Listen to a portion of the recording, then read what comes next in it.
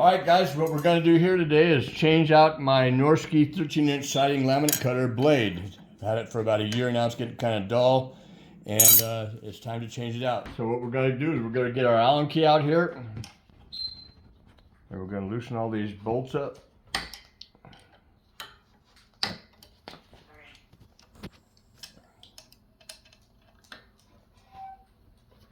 This is a regular Norske product. This is not a generic blade. This is a real replacement blade, so ought to fit just fine.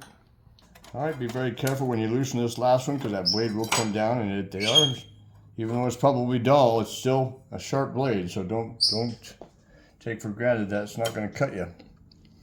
Alright, now it's very important to take it off or put it back on like you took it off. If you notice, there's a taper on one side. This is flat, this is tapered. The taper faces this direction, so be sure you put it on the same direction, and again, be very, very careful when putting it up. Now, a lot of people are going to ask, how do I know it's dull? You'll know if you've been using yours for a while. You'll know that it doesn't cut the same way anymore, and the very first thing you'll say to yourself is, something's wrong. Well, yeah, your blade is probably dull, and if you do a lot of flooring like I do, you'll know that it's just not cutting right. It's taking a little harder. You have to put a little bit more pressure on the arm here, and if that's happening to you, it's time for a new blade. And they're not that expensive when you consider the overall cost of the laminate cutter, and it's the least you can do to keep yourself from having to work harder because of having a dull blade. One nice thing is there's no lining it up. There's nothing to do. The holes all line up just perfect. You don't need to do any crazy maneuvering or anything like that. It's just boom, boom, ready to go. You'll see all the screws go right back into the original holes.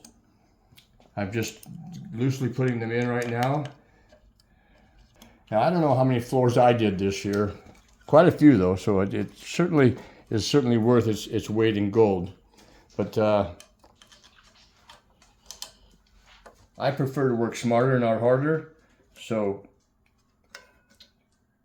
when it came to trying to speed myself back up, first thing I said to myself is I'm going to get a new blade. All right, so that's the last bolt we've got to put in there. It's all done. You can see it lines up automatically by itself. You don't need to do any special anything at all about lining it up. It's perfect. It's where it right needs to go. So I'm going to put this back down where it needs to go.